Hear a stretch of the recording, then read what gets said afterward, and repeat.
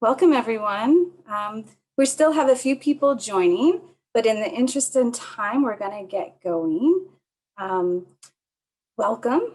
It's great to see everyone. Good morning, good afternoon, good evening, depending on where you're joining from. And welcome, excuse me, to the Impact Fellowship Summit's workshop in collaboration with our network partner Submittable on collecting demographic data with a DEI lens. For those of you who don't know me, I'm Cheryl Schoenberg. My pronouns are she and her, and I'm the Deputy Director of IREX's Leadership Practice. For those who haven't yet, please put your name and where you're joining us from in the chat so we can all get a sense of who's in the virtual room. I hope everyone's enjoying the start of summer, and I hope with that comes a sense of a return to some normalcy.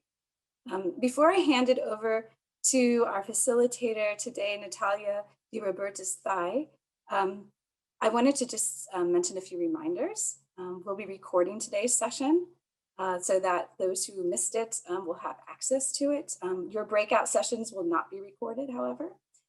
We will be going into breakouts a few different times, and you'll be able to select a room to join, and we just ask that we keep it spaced out so we don't have too many people in one room. And there will be time towards the end of the workshop for a more general share out in the plenary.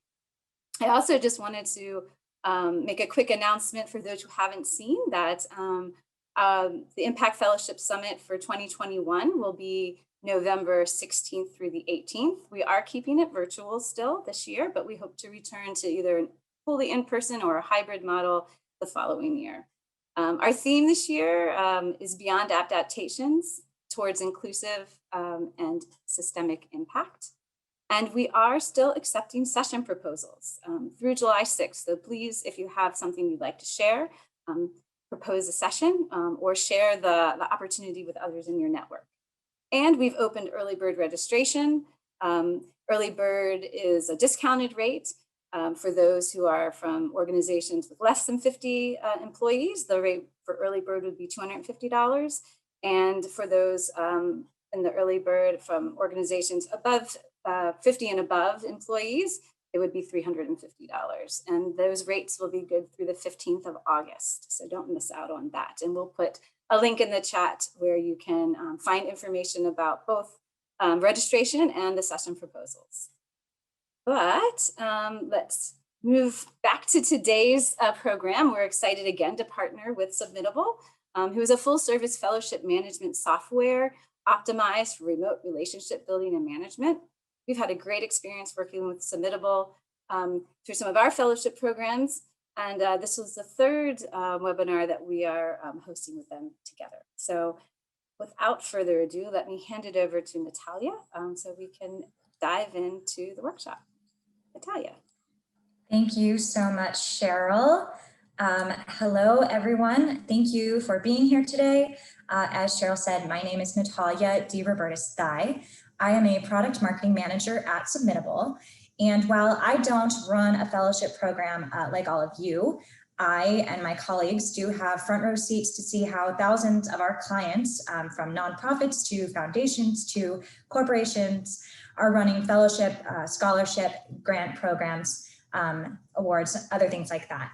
And part of my job is learning best practices from all of our customers. And I have the opportunity to pass some of these learnings along to all of you and others so that everyone can benefit. And applying a diversity, equity, and inclusion, or DEI lens to the entire application and review process for these kinds of programs has been top of mind for so many, especially more recently. And demographic data collection is, of course, a key piece of our DEI work. So very happy to be speaking to this topic today. I want to thank my Submittable colleague, Rachel Mindell, for joining us today. She's a content marketing manager. She also does a lot of work in this area, so great to have her expertise for some of the breakout rooms. And of course, our thanks to IREX, Cheryl and Grace for having us here today, and for all of you for joining. So right off the bat, I want to address why is it important to be mindful about whether and how we collect demographic data. And specifically today, we will be applying a DEI lens to that demographic data collection. So in this sense, applying the DEI lens means intentionally using language that will make all applicants feel seen and welcome, especially those who may have historically been unheard, erased, exploited, or marginalized. And it's not only because it's the moral thing to do, it's because you risk, if people don't feel welcome filling out your form, you risk losing them, and you risk losing out on top talent or other worthy applicants. A little bit more on that in a moment.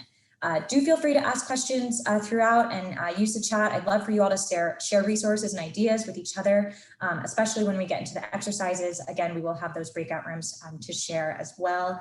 And if you do have questions, I can't promise that I'll know all the answers, but I'd love to share them. Other people might have experiences that they can share.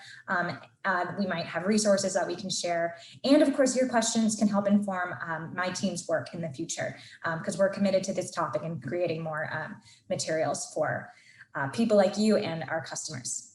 So moving along, here is our agenda.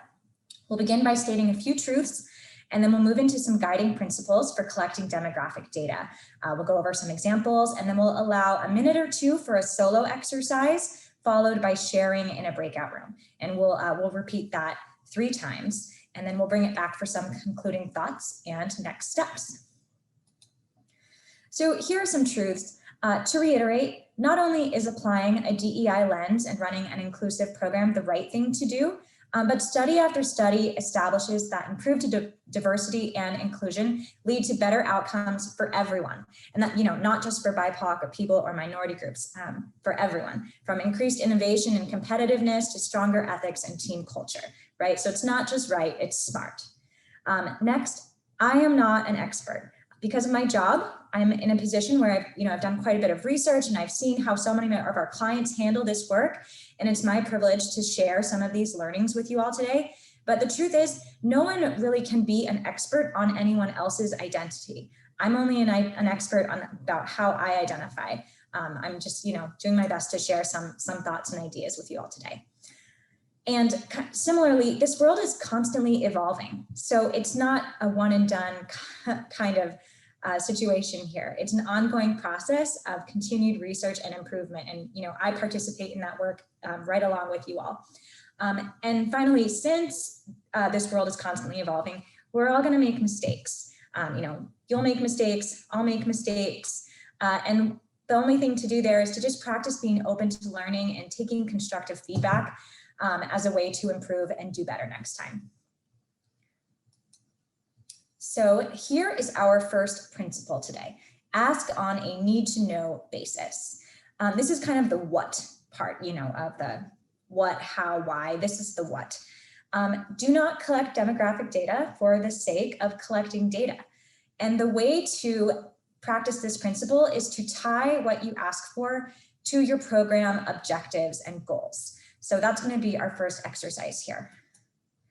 Just to jog your brain as we move into this one, here's a list of some commonly collected demographic data. So, quick scan here, gender identity, sexual orientation, race identity, ethnicity. These are, really common ones. And there's, age, education, citizenship, socioeconomic status. Quite a lot of options there. So to move toward our exercise today, we're going to think about what are the overarching goals of your program and what demographic data do you need in order to meet those goals. Here's an example. Lauren Howe from Healthy Food for Denver's Kids. She notes that collecting demographic data is necessary so that they can track and ensure that their investments are reaching the populations intended. And they need to confirm that these grants are going to the communities most disproportionately affected by the issues that they're seeking to address. Here's another example. Let's say you're planning an event and your goal is to provide accommodations for persons with disabilities. In this case, you don't actually need to know which disabilities a person may or may not have. You just need to know what accommodations that they would need in order to fully participate. So we're now going to do our first solo exercise in breakout room. This exercise is going to be jot down your response, and then we'll share with the group. Write down any demographic data that you consider necessary to collect in order to meet your program goals. So go ahead and join a breakout room right now and jot down the demographic data that you need to meet your program goals, and then we will share out.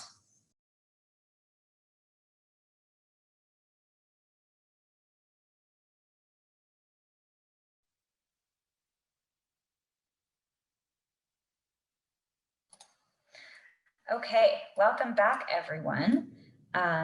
We can take just about a minute or two here if there's anyone who'd like to share something with a larger group. I believe you can raise your hand and then we'll be able to unmute you. Okay, hey, I'm walking around DC right now, so if you see the background, that's what's happening. But I was just going to report out on behalf of my group that we shared some of the demographic questions that I think are kind of common across a lot of fellowship programs related to gender, race, ethnicity, socioeconomic background, et cetera. We also talked about how a lot of us are really identifying what questions we truly need to be asking and taking a closer look at making sure we're intentional about those questions. And then the last thing that was brought up that I think we probably could have talked a lot more on, but the time was running out, and that was on how to collect data on our alumni, recognizing that the data we're asking does evolve, or the questions we ask evolve from year to year, from fellowship to fellowship, or cohort to cohort. And how are we maintaining data on all of our participants and alumni in a way that is somewhat consistent or intentional and meets the needs of our fellowships and alumni. Awesome. Thank you so much for sharing that. That's a great point. And one thing that I'll share out from our group, we talked about the need to be adaptive and responsive after collecting that data, which is something that we'll bring up in a little bit here. Okay, we're going to move on to our next principle. And I kind of mentioned that one was sort of the what do you need? So this one speaks to the why. And the principle is to be transparent about your purpose and your process. So explaining why you're collecting the data and how it will be used and protected. And we do this because, you're asking applicants or participants to divulge personal information about themselves, and they deserve to know why you're asking for it so that they can decide if they want to share it with you. So for this next one, we're going to think about why you're collecting that data. So obviously that ties into what we just thought about, in order to meet program goals, and how you're going to use and protect that data. And then we're going to practice putting that into words that you would share with your applicants or participants. So a few examples here. This is a submittable client, Lake County, Florida. And for their demographic data, they explained that the information is required by the federal grant agency overseeing their emergency rental assistance program. And then they specify that it's for reporting purposes only and is not used in the review or decision-making process. And in fact, the information is hidden from reviewers. And that's just a little example on the side of how that kind of data can be hidden in a software such as Submittable. On the other hand, some programs explicitly do use demographic data in their review process in order to fulfill their program mission. So for example, another client called the P Fund, they exclusively fund for 2 recent opportunities for their COVID-19 grant. They explicitly and exclusively were funding LGBTQ persons who lived in Iowa, North Dakota, or South Dakota, and who were impacted by COVID. So in that instance, they are using that demographic data in order to make their decisions. One more example here. This is why, they're asking for their pronouns. Well, why are you asking for my pronouns? Because we're going to be creating name tags for our event. And then a final example, this is actually from the United States Census.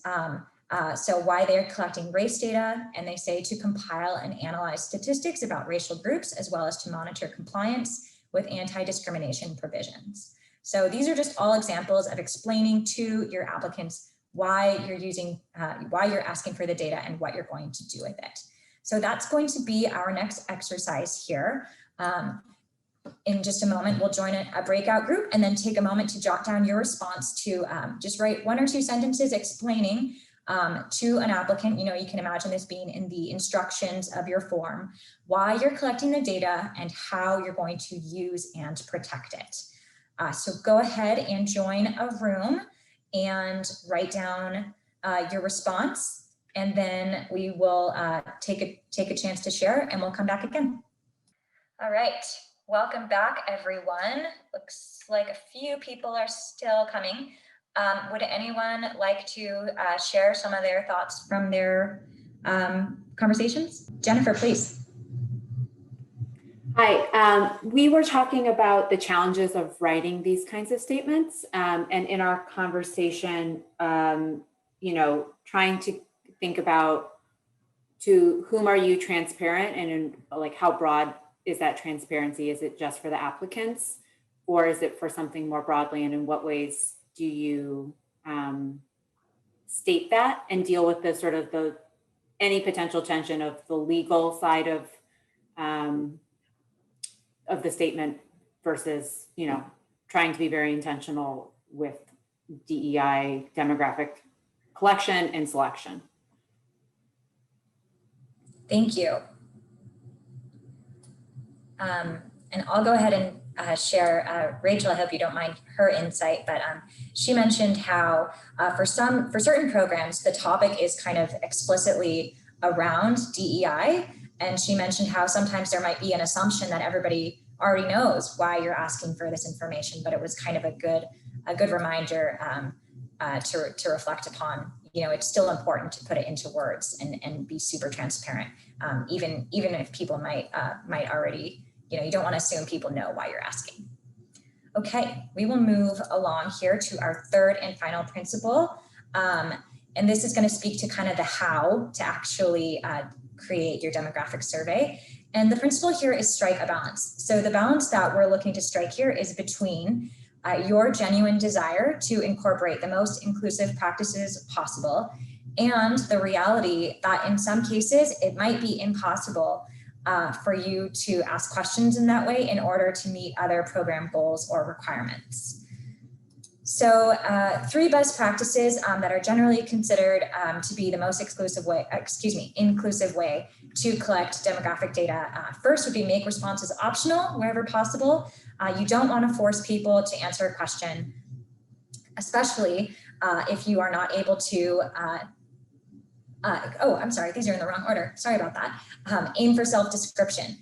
So as in self-description here means a fill in the blank versus choosing from a predefined list. And then finally, allowing for multiple selection wherever possible, because you don't want someone to feel pigeonholed if multiple things might be true for them.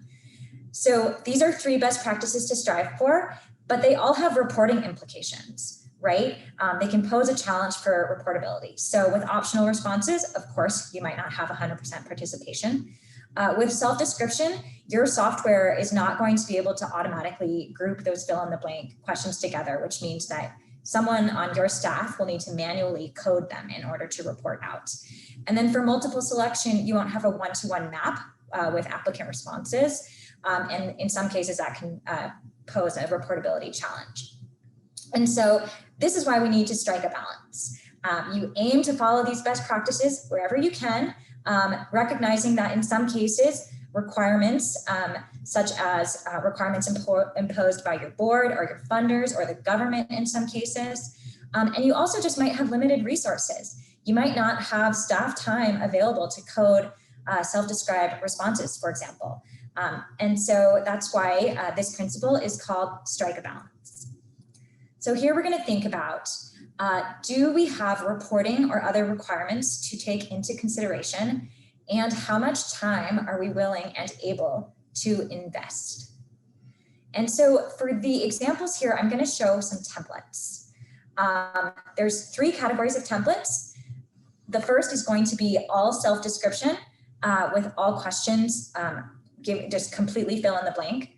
And then option 2 is going to be an example of allowing for self-describe, but also giving a list of responses that people can select. This is often where we see a lot of submittable clients strike that balance.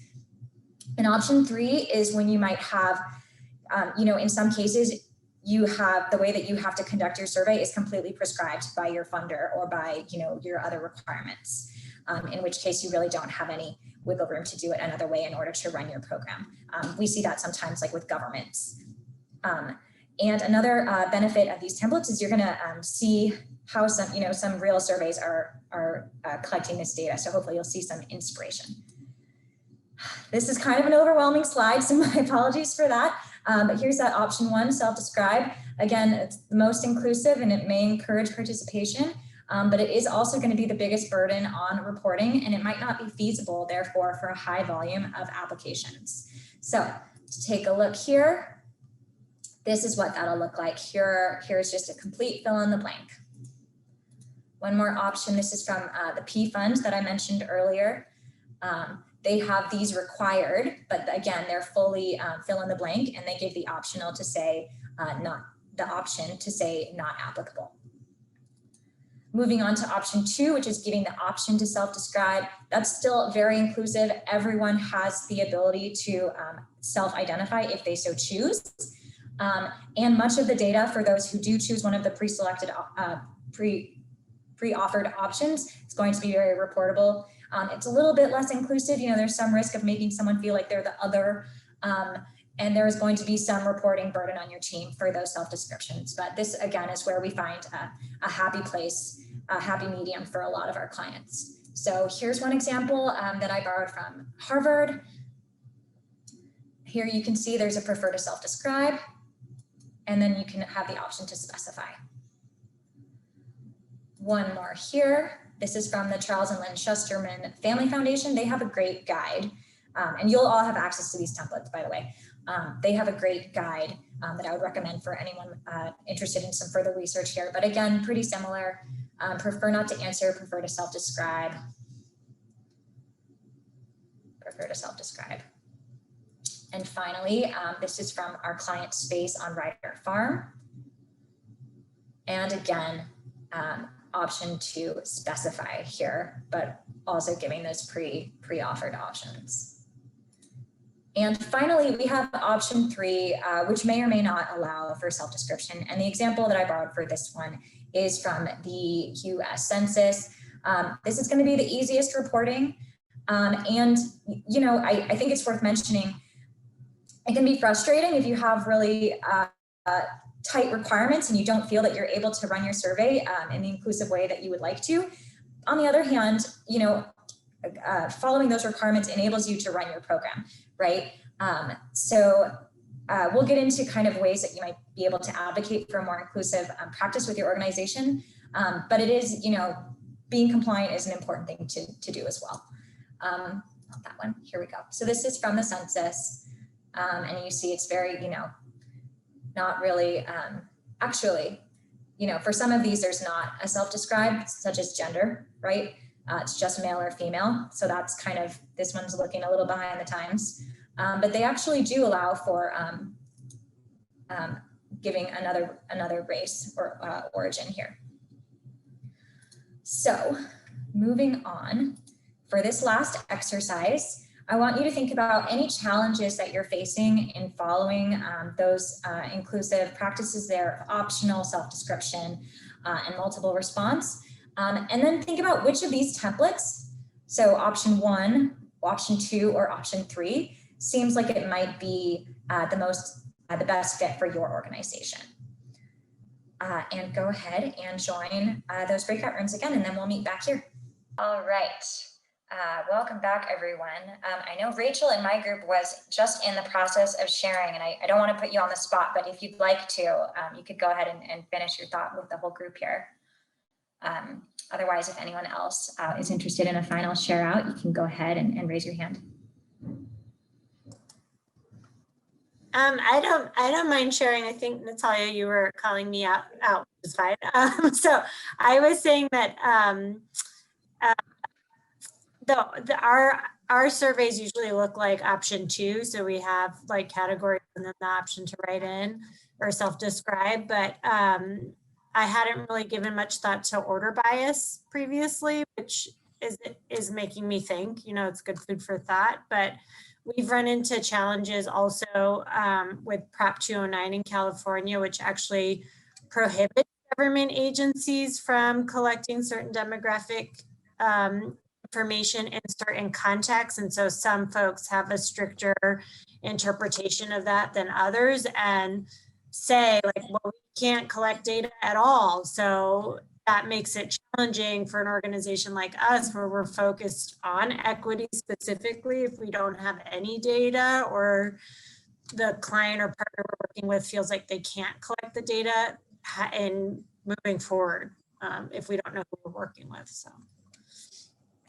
Thank you. Thanks for sharing. Thanks for being okay with me putting you on the spot. All right, I'm going to go ahead and wrap us up here. So just a few more best practices to think about while we are all gathered on this topic. Do your research. So you're all here. You're off to a great start. I'm sure you've given thought to these kind of topics before, but again, keep in mind, especially when working with specific populations, it's best to get directly in touch with them and ask them about their preferences. Also keep in mind, whenever you're asking for a significant time commitment, you should be offering compensation for that labor. I'm going to, and then final thought on that, just a reminder that this world is constantly evolving. So it's never going to be a one and done. You kind of have to do your research every time. Next, generally speaking, it's the best practice to put your survey questions toward the end. That came up in our group. Typically we see survey questions toward the end of a survey, but in some cases, depending on your eligibility requirements, it might actually make more sense to put it in your eligibility screening step. But you want to avoid survey fatigue is the idea behind putting your questions at the end when possible. Next, avoiding bias in response order, as Rachel just mentioned. So just to pick a totally random example, white and male don't need to always be the first choices. And also ask for feedback. So you can invite people to share with you how a survey made them feel, whether they felt included, whether they felt able to identify themselves in ways that felt true to them.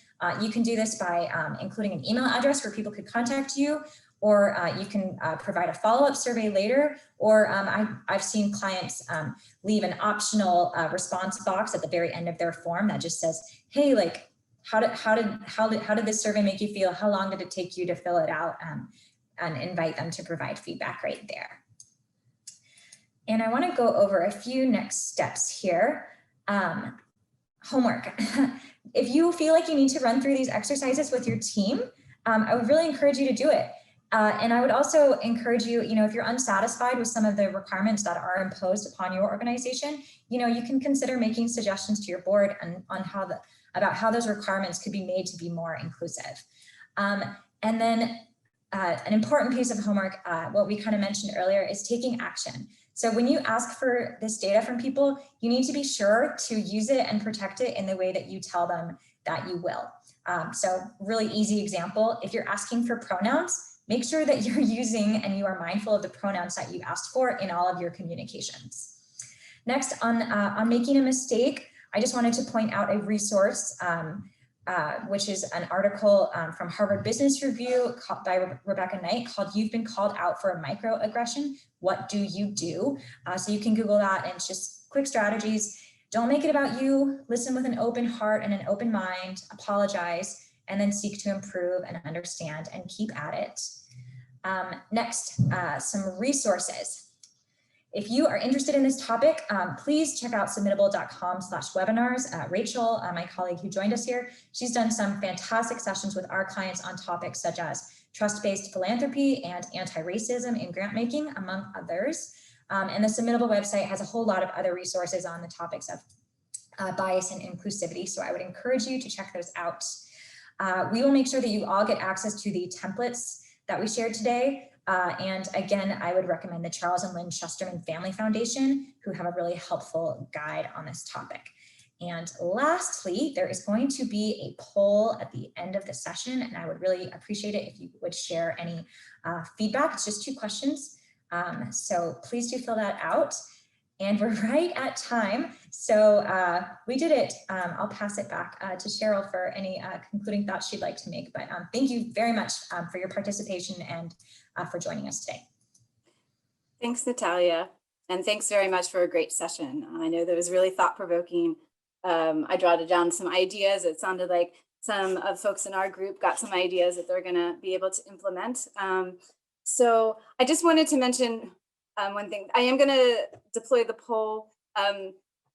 However, what I found, and maybe it's my, not my savvy with Zoom, is that I wasn't able to do an open-ended question on the Zoom poll.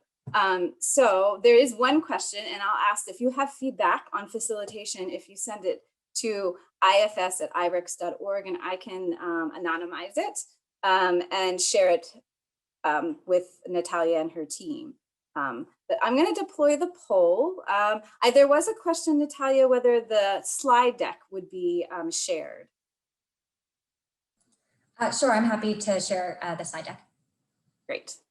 So we will share the slide deck. We can send that out to everyone who registered today.